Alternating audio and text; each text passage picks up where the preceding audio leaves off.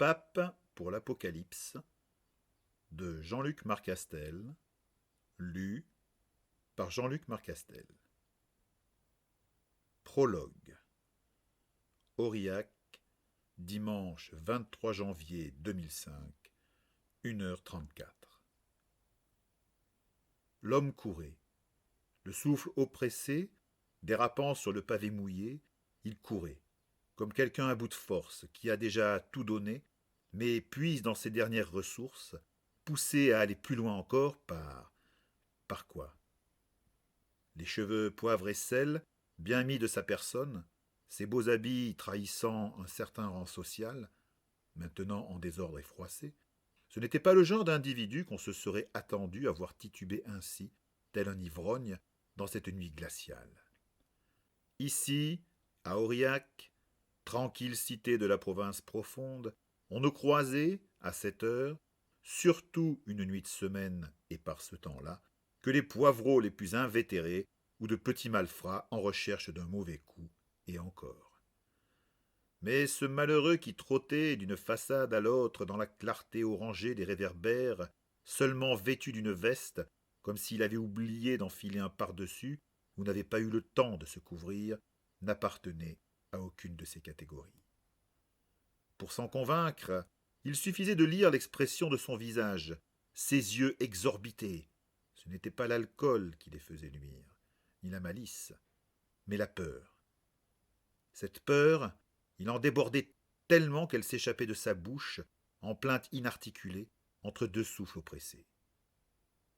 Étreignant dans sa main gauche un coffret de bois marqueté, il jetait des regards par-dessus son épaule vers la rue étroite bordée de façades anciennes, parfois à bardeaux de la vieille ville. Fenêtres et volets fermés pour mieux se calfeutrer du froid et de l'ombre du dehors, personne ne risquait de le voir ni de lui porter secours. Il changea de cap et se rapprocha d'une grande porte de chêne ouvragée. D'un geste désespéré, se raccrochant au mur comme un noyé à une bouée, il enfonça plusieurs sonnettes. Respirant laborieusement, il demeura immobile, mais rien. À cette heure-là, à Aurillac, comme partout ailleurs, si on n'attendait personne, on considérait qu'un visiteur était forcément indésirable, voire dangereux, et on ne répondait pas.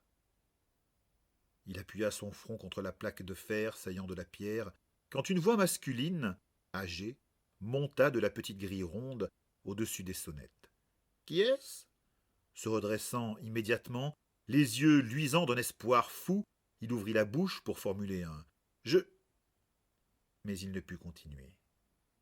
Un pressentiment, peut-être ce sixième sens hérité des bêtes qui nous fait sentir intuitivement l'attention d'autrui, le fit se retourner. Les mots qu'il allait prononcer se muèrent en cris inarticulés, alors que le bref espoir qui avait illuminé ses pupilles se transformait en terreur. « Qui est là » répéta la voix de l'hygiaphone, un ton plus haut. « Si c'est une plaisanterie » Mais plus personne ne pouvait répondre. L'homme, trébuchant de plus belle, s'était de nouveau élancé dans la rue déserte. Derrière lui, une ombre s'allongeait dans la clarté trouble des lampadaires en forme de lanterne. On le suivait. L'ombre en question, imposante, s'étirait sur le pavé détrempé transformé en miroir déformant, sur les murs au crépi ruisselant. On aurait dit qu'elle se tendait en avant, que, douée de volonté propre, elle cherchait, non, qu'elle traquait sa proie. La respiration de plus en plus sifflante et oppressée, réprimant à chaque souffle un cri d'épouvante, il obliqua devant une coutellerie, manqua déraper et moulina des bras pour rétablir son équilibre. Traversant la rue en diagonale, il s'approcha d'une large porte cochère, d'où filtrait une lumière un peu plus vive, un passage couvert. Dans son dos, un son accompagnait l'ombre à présent, un bruit de pas qui semblait résonner entre les murs en pleurs, une démarche lente et assurée, avec un je ne sais quoi de sinistre, d'implacable. Le fugitif s'engouffra dans le passage et s'y enfonça sur une vingtaine de mètres. Une fois encore, il lança par-dessus son épaule un regard halluciné. Personne. Son soulagement fut de courte durée quand il heurta avec violence un obstacle imprévu qui stoppa net son avance dans un bruit métallique. Le visage et le genou endoloris, il recula d'un pas et considéra la grande grille de fer qui lui barrait la route. Il avait oublié que depuis quelques années on fermait le passage toutes les nuits pour éviter que les squatteurs ne viennent s'y installer ou ne l'utilisent comme latrine. Un gémissement lui échappa, il n'avait plus aucun espoir, tout retour en arrière lui était interdit. Redoutant déjà ce qu'il allait trouver, comme un homme égaré en plein cauchemar, il fit volte-face.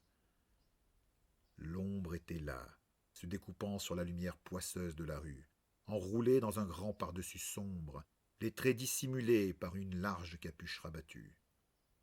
Elle s'approcha sans hâte, avec l'assurance nonchalante du prédateur sûr de sa victoire.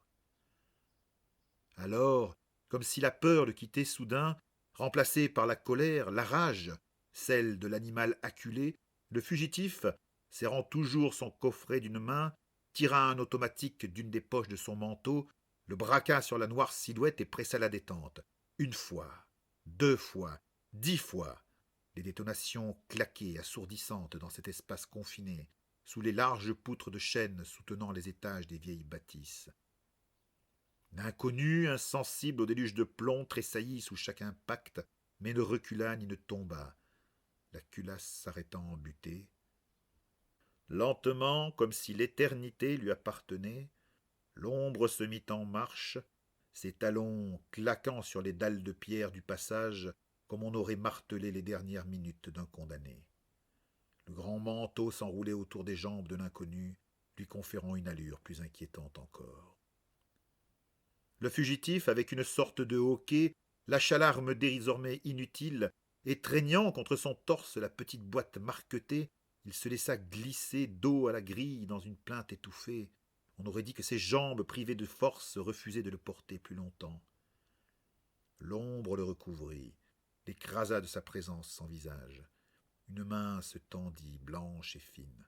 « Donne-la-moi. » Cette voix, ample, profonde, semblait s'adresser à lui depuis un autre monde. Il était impossible de lui donner un âge ou un sexe, pas plus qu'on ne pouvait lui résister, dans la manière dont elle scandait les syllabes s'introduisait dans l'esprit, le pliait à sa volonté. Les doigts qui étreignaient le coffret commencèrent à se desserrer, les mains à se lever comme pour tendre l'objet à l'ombre, mais le fugitif, paraissant retrouver un peu de lucidité, plaqua de nouveau le coffret contre lui, en coassant d'une voix pathétique qui était presque un sanglot. « Non, non, j'en suis le gardien. Elle ne doit pas. » L'ombre s'approcha, se courba. Un ray de lumière filtrant d'une petite fenêtre au verre dépoli ouverte dans un des murs du passage tomba sur ses yeux, des yeux qui semblaient de pierre d'onyx, des yeux froids et calculateurs, le regard de la mort. La main se tendit une fois encore, se rapprocha, se referma sur la boîte, la voix s'éleva, incisive, comme la lame d'un scalpel. « Elle doit être réunie avec ses sœurs pour reformer ce qui a été désuni et accomplir ce qu'elle a été destinée à accomplir. Il le savait, tout comme je le sais, et comme vous le savez aussi. » Alors que les doigts de l'ombre se saisissaient de la cassette, les yeux de l'homme à terre s'écarquillèrent, se teintèrent d'incrédulité. « Vous, c'est vous !» Sous la capuche, un sourire qui n'en était pas un étira des lèvres qu'on devinait pleines et bien dessinées. Le malheureux n'eut pas un geste de résistance quand l'ombre lui arracha son précieux trésor pour le lever devant son visage, l'ouvrir. 2 perles noires fulgurèrent. Ce fut tout. Le coffret fut refermé et disparut dans les profondeurs du grand par-dessus. L'ombre se pencha à nouveau en un lent mouvement vers l'homme recroquevillé et tremblant. Un gémissement qui était peut-être un « non, non, pas ça !» filtra de ses lèvres quand la main pâle se tendit vers lui, le saisit à l'épaule juste à côté du cou et que les doigts pressèrent avec une effroyable précision. La bouche du fugitif s'ouvrit sur un cri qui ne vint jamais.